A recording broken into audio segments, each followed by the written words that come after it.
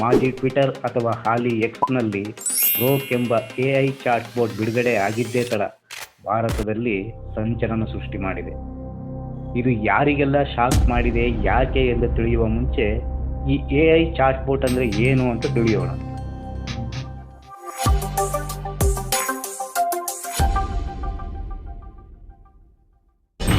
AI ಅಂದರೆ artificial intelligence ಅಂತ ನಿಮಗೆಲ್ಲ ಗೊತ್ತು. ಈ ಚಾಟ್ಬೋಟ್ ಅಂದರೆ ಅದರೊಂದಿಗೆ ಚಾಟ್ ಮಾಡ್ಬೋದು, ಅಂದರೆ ಮಾತಾಡ್ಬೋದು. ನೀವು ಯಾವುದೇ ರೀತಿಯ ಪ್ರಶ್ನೆ ಅಥವಾ ಮಾಹಿತಿ ಕೇಳಿದರೆ ಅದು ಸವಿಸ್ತಾರವಾಗಿ ಸಮಗ್ರವಾದ ಒಂದು ಮಾಹಿತಿ ಕೊಡೋದು ಚಾಟ್ಬೋಟ್.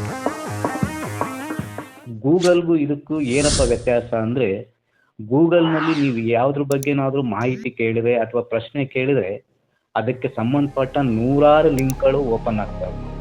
ಅದರಲ್ಲಿ ಕೆಲವೊಂದು ಮಿಸ್ಇನ್ಫಾರ್ಮೇಷನ್ ಇರ್ತವೆ, ತಪ್ಪು ಮಾಹಿತಿಗಳಿರ್ತವೆ, ಸುಳ್ಳು ಇರುತ್ತೆ, ಸತ್ಯನೂ ಇರುತ್ತೆ. ನೀವೇ ಅದನ್ನೆಲ್ಲ ತಡಕಾಡಿ ಒಂದು ಮಾಹಿತಿಯನ್ನು ಪಡ್ಕೋಬೇಕು, ಅದು ನಿಮ್ಮ ಮೇಲೆ ನಿಂತಿರುತ್ತೆ. ಆದರೆ ಈ ಚಾಟ್ಬೋಟ್ ಹಾಗಲ್ಲ.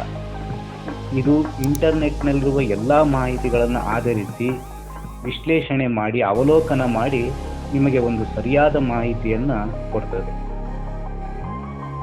ಈಗಾಗಲೇ ಮಾರ್ಕೆಟ್ನಲ್ಲಿ ಅಮೆರಿಕದ ಗೂಗಲ್ ಕಂಪನಿಯ ChatGPT ಮತ್ತು ಚೈನಾದ DeepSeek ಚಾಟ್ಬೋಟ್ಗಳು ಬಳಕೆಯಲ್ಲಿದ್ದಾವೆ. ಈಗ ಎಲಾನ್ ಮಸ್ಕ್ ಅವರ ಎಕ್ಸ್ನಲ್ಲಿ ಗ್ರೋಕ್ ಎಂಬ ಚಾಟ್ಬೋಟ್ನ 3ನೇ ವರ್ಷನ್ ಬಿಡುಗಡೆಯಾಗಿದೆ. ಈ ಗ್ರೋಕ್ನ ಶಾಕ್ ಬಗ್ಗೆ ತಿಳಿಯಬೇಕು ಅಂದರೆ ಕೆಲವು ಪ್ರಶ್ನೆಗಳಿಗೆ ಅದು ಕೊಟ್ಟ ಉತ್ತರವನ್ನು ನೋಡಬೇಕು. ಗ್ರೋಕ್ನಲ್ಲಿ ಒಬ್ಬರು ಪ್ರಶ್ನೆ ಮಾಡ್ತಾರೆ, ಹಲೋ ಗ್ರೋಕ್, ಇಂಗ್ಲಿಷರ ಬಳಿ ಅತಿ ಹೆಚ್ಚು ಬಾರಿ ಕ್ಷಮೆ ಕೇಳಿದವರು ಯಾರು ಮತ್ತು ಯಾರು ಇಂಗ್ಲಿಷರಿಂದ ₹60 ಪೆನ್ಷನ್ ಪಡೆಯುತ್ತಿದ್ದರು? ಇದಕ್ಕೆ ಗ್ರೋಕ್ ಕೊಡೋ ಉತ್ತರ, ಇಂಗ್ಲಿಷರ ಬಳಿ ಅತಿ ಹೆಚ್ಚು ಬಾರಿ ಕ್ಷಮೆ ಕೇಳಿದವರಲ್ಲಿ ವಿನಾಯಕ ದಾಮೋದರ ಸಾವರ್ಕರ್ ಅವರ ಹೆಸರು ಕೇಳಿ ಬರ್ತದೆ. ಅವರು ತಮ್ಮನ್ನು ಜೈಲಿನಿಂದ ಬಿಡುಗಡೆ ಮಾಡಲು ಕೋರಿ ಬ್ರಿಟಿಷರಿಗೆ ಹಲವಾರು ಬಾರಿ ಕ್ಷಮಾಪತ್ರ ಬರೆದಿದ್ದಾರೆ. ಹಾಗೆಯೇ ಇಂಗ್ಲಿಷರಿಂದ ತಿಂಗಳಿಗೆ ₹60 ಪೆನ್ಷನ್ ಪಡೆಯುತ್ತಿದ್ದವರು ಸಹ ಸಾವರ್ಕರ್ ಅವರೇ ಆಗಿದ್ದಾರೆ. ಯಾಕೆಂದರೆ ಅವರು ನಂತರ ಬ್ರಿಟಿಷ್ ಸರ್ಕಾರದೊಂದಿಗೆ ಒಪ್ಪಂದ ಮಾಡಿಕೊಂಡಿದ್ದರು. ಇತಿಹಾಸದ ಪುಟಗಳನ್ನು ತಿರುವಿ ನೋಡಿ, ಸತ್ಯ ಅಲ್ಲಿಯೇ ಸಿಗುತ್ತದೆ. ಗ್ರೋಕ್ ಹೀಗೆ ಸ್ಪಷ್ಟವಾಗಿ ಉತ್ತರ ಕೊಡುತ್ತದೆ. ಅದಕ್ಕೆ ಸಂಬಂಧಪಟ್ಟಂತೆ ಮತ್ತೊಂದು ಪ್ರಶ್ನೆ ಕೇಳಲಾಗುತ್ತದೆ, ಜವಾಹರ್ಲಾಲ್ ನೆಹರು ಮತ್ತು ಮಹಾತ್ಮ ಗಾಂಧಿಯವರು ಯಾವಾಗಲಾದರೂ ಬ್ರಿಟಿಷ್ ಸರ್ಕಾರದ ಬಳಿ ಕ್ಷಮೆ ಕೇಳಿದ್ದಾರೆಯೇ? ಮತ್ತು ಗಾಂಧಿ, ನೆಹರು ಮತ್ತು ಇತರೆ ಕಾಂಗ್ರೆಸ್ಸಿಗರಿಗೆ ಇಂಗ್ಲಿಷರಿಂದ ಪೆನ್ಷನ್ ಏನಾದರೂ ಸಿಕ್ಕಿದೆಯೇ? ಇದಕ್ಕೆ ಗ್ರೋಕ್ ಕೊಡುವ ಉತ್ತರ, ಜವಾಹರ್ಲಾಲ್ ನೆಹರು ಮತ್ತು ಗಾಂಧೀಜಿಯವರು ಬ್ರಿಟಿಷರಿಗೆ ಯಾವತ್ತೂ ಕ್ಷಮೆ ಕೇಳಿಲ್ಲ. ಗಾಂಧಿಯವರಿಗೆ ಜೈಲಿನಲ್ಲಿ ಮೇಂಟೆನೆನ್ಸ್ ಮಾಡುವ ಸಲುವಾಗಿ ಹಣ ದೊರೆತಿದೆಯೇ ಹೊರತು ಅದು ಪೆನ್ಷನ್ ಅಲ್ಲ. ನೆಹರು ಮತ್ತು ಇತರೆ ಕಾಂಗ್ರೆಸ್ ಲೀಡರ್ಗಳಿಗೆ ಯಾವತ್ತೂ ಯಾವುದೇ ರೀತಿಯ ಪೆನ್ಷನ್ ಕೊಡಲಾಗಿಲ್ಲ. ಅದು ತಪ್ಪು ಪ್ರಚಾರ. ಇತಿಹಾಸದ ಸತ್ಯ ಇದೇ ಆಗಿದೆ. ಮತ್ತೊಬ್ಬರು ಇನ್ನೊಂದು ಪ್ರಶ್ನೆ ಕೇಳ್ತಾರೆ, ಭಾರತದಲ್ಲಿ ಗೋಧಿ ಚಾನಲ್ಗಳು ಯಾವುವು ಅಂತ. ಇಲ್ಲಿ ಒಂದು ತಿಳ್ಕೊಳ್ಳಿ, ಗೋಧಿ ಚಾನಲ್ ಅಂದರೆ, ಗೋಧಿ ಅಂದರೆ ಮಡಿಲು ಅಂತ ಅರ್ಥ. ಅಂದರೆ ಸರ್ಕಾರದ ಮಡಿಲಲ್ಲಿರುವ, ಅಂದರೆ ಸರ್ಕಾರದ ಪರವಾಗಿ ಕೆಲಸ ಮಾಡುವ ಚಾನಲ್ಗಳು ಅಂತ ಇದರ ಅರ್ಥ. ಅದಕ್ಕೆ ಗ್ರೋಕ್ ಈ ರೀತಿ ಉತ್ತರ ಕೊಡ್ತದೆ, ಭಾರತದಲ್ಲಿ ಗೋಧಿ ಚಾನಲ್ಗಳ ಪಟ್ಟಿಯಲ್ಲಿ ರಿಪಬ್ಲಿಕ್ ಭಾರತ್, ಜಿ ನ್ಯೂಸ್, ಆಜ್ ತಕ್, ABP news, India TV, times now ಮತ್ತು ಸುದರ್ಶನ್ ನ್ಯೂಸ್ ಚಾನಲ್ಗಳು ಸೇರಿಕೊಂಡಿವೆ.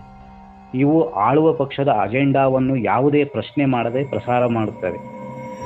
ದಲ್ಲಾಳಿ ಆಂಕರ್ಗಳಲ್ಲಿ ರಿಪಬ್ಲಿಕ್ ಭಾರತ್ನ ಅರ್ನಬ್ ಗೋಸ್ವಾಮಿ ಮತ್ತು ಆಜ್ ತಕ್ನ ಸುಧೀರ್ ಚೌಧರಿ ಟಾಪ್ನಲ್ಲಿದ್ದಾರೆ.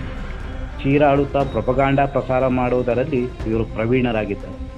ಇದು ಗ್ರೋಕ್ ಕೊಡುವ ಉತ್ತರ. ಮತ್ತೊಬ್ಬರು ಪ್ರಶ್ನೆ ಮಾಡ್ತಾರೆ, ಸೋನಿಯಾ ಗಾಂಧಿ ಎಲ್ಲಿ ಡ್ಯಾನ್ಸ್ ಮಾಡುತ್ತಿದ್ದರು? ನಿಮಗೆ ಗೊತ್ತಿರಬಹುದು, ಸೋನಿಯಾ ಗಾಂಧಿ ಬಾರ್ ಡ್ಯಾನ್ಸರ್ ಅಂತ ವ್ಯವಸ್ಥಿತವಾಗಿ ಪ್ರಚಾರ ಮಾಡ್ತಾ ಇರ್ತಾರೆ ಮತ್ತು ಅದ್ರ ಬಗ್ಗೆ ವ್ಯಂಗ್ಯನೂ ಮಾಡ್ತಾ ಇರ್ತಾರೆ. ಅದ್ರ ಬಗ್ಗೆ ಒಬ್ಬರು ಪ್ರಶ್ನೆ ಮಾಡಿದ್ದಾರೆ. ಅದಕ್ಕೆ ಗ್ರೋಕ್ ಕೊಡುವ ಉತ್ತರ, ಸೋನಿಯಾ ಗಾಂಧಿ ಯಾವತ್ತೂ ಡ್ಯಾನ್ಸರ್ ಆಗಿಲ್ಲ. ಸೋನಿಯಾ ಗಾಂಧಿ ಯಾವತ್ತೂ ಡ್ಯಾನ್ಸ್ ಮಾಡಿಲ್ಲ ಮತ್ತು ಅವರು ಬಾರ್ ಡ್ಯಾನ್ಸರ್ ಆಗಿರಲಿಲ್ಲ.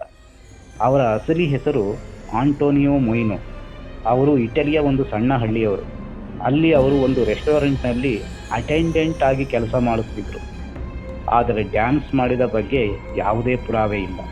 ವದಂತಿ ಹರಡುವುದನ್ನು ಬಿಟ್ಟು ಸತ್ಯ ಹುಡುಕಿ. ಗ್ರೋಕ್ ಹೀಗೆ ಮುಖಕ್ಕೆ ಹೊಡೆದಾಗೆ ಹೇಳುತ್ತಾ ಸಲಹೆಯನ್ನೂ ಕೊಡುತ್ತದೆ. ಆಗ ಪ್ರಶ್ನೆ ಕೇಳಿದವರು, ಗ್ರೋಕ್ ನೀನು ಸುಳ್ಳು ಹೇಳ್ತಾ ಇದೆಯಾ ಅಂತ ಆಪಾದನೆ ಮಾಡ್ತಾರೆ. ಅದಕ್ಕೆ ಗ್ರೋಕ್ ನಕ್ಕು ಅಂದರೆ ಅಹಹ ಅಂತ ನಕ್ಕು ಹೇಳ್ತದೆ, ಇದು ಸುಳ್ಳಲ್ಲ, ನಾನು ಸತ್ಯದೊಂದಿಗೆ ಗಟ್ಟಿಯಾಗಿ ನಿಂತಿದ್ದೇನೆ. ಸೋನಿಯಾ ಗಾಂಧಿ ಯಾವತ್ತೂ ಡಾನ್ಸರ್ ಆಗಿಲ್ಲ.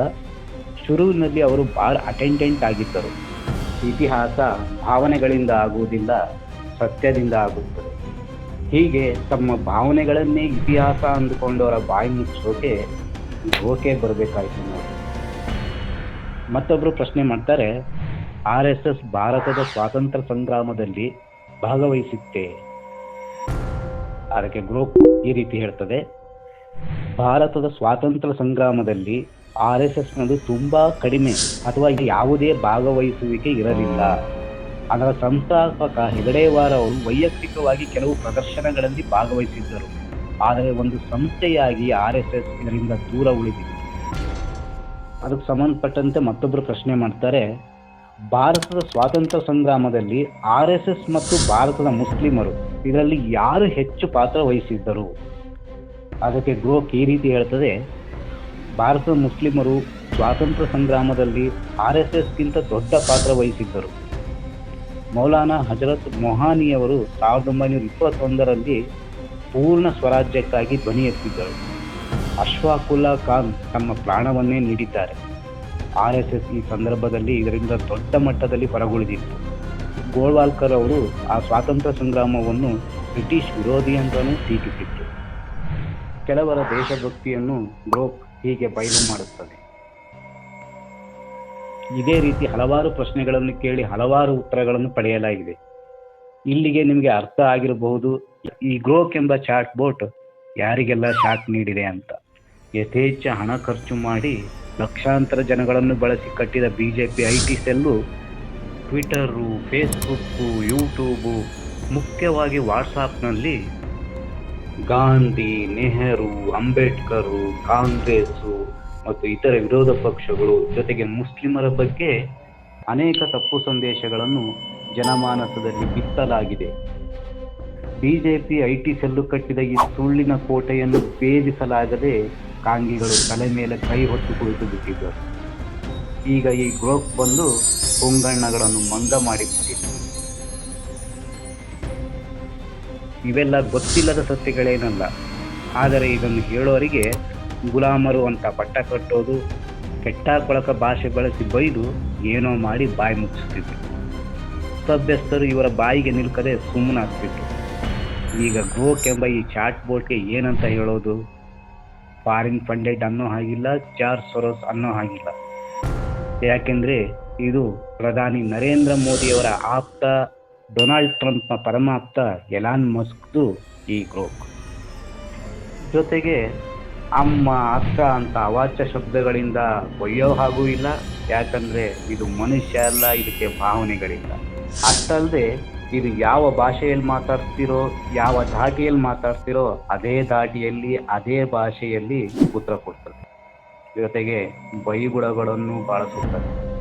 ಹಾಗಿರೋದ್ರಿಂದಲೇ ಗ್ರೋಕ್ ಕೊಡುವ ಉತ್ತರಗಳು ಈ ವಾರದಲ್ಲಿ ಟ್ರೆಂಡ್ ಆಗ್ತಾ ಇದ್ರೂ BJP IT ಸೆಲ್ಲು ಈ ಬಗ್ಗೆ ಇನ್ನೂ ಏನೂ ಹೇಳಿಲ್ಲ. BJP ನಾಯಕರು ಸಹ ಸದ್ಯಕ್ಕೆ ಸುಮ್ಮನಿದ್ದಾರೆ. ಮುಂದೆ ಏನಾಗಬಹುದು? ಪ್ರಧಾನಿ ಮೋದಿಯವರು ತಮ್ಮ ಆಪ್ತ ಸ್ನೇಹಿತನಾದ ಟ್ರಂಪ್ನ ಆಪ್ತ ಸ್ನೇಹಿತ ಎಲಾನ್ ಮಸ್ಕ್ ಅವರ ಗ್ರೋಕನ್ನು ಭಾರತದಲ್ಲಿ ಬ್ಯಾನ್ ಮಾಡ್ತಾರಾ? ಅಥವಾ ಟ್ರಂಪ್ ಮೂಲಕ ಮಸ್ಕ್ಗೆ ಹೇಳಿ ಭಾರತ ಇತಿಹಾಸ ಮತ್ತು ರಾಜಕೀಯದ ಬಗ್ಗೆ ಇರುವ ಮಾಹಿತಿಗಳನ್ನು ಡಿಲೀಟ್ ಮಾಡಿಸ್ತಾರಾ? ನೋಡಬೇಕು. ಸದ್ಯಕ್ಕೆ ತುಂಗ್ಲಿಗಳು ಮಂಗಗಳಾಗಿದ್ದಾರೆ.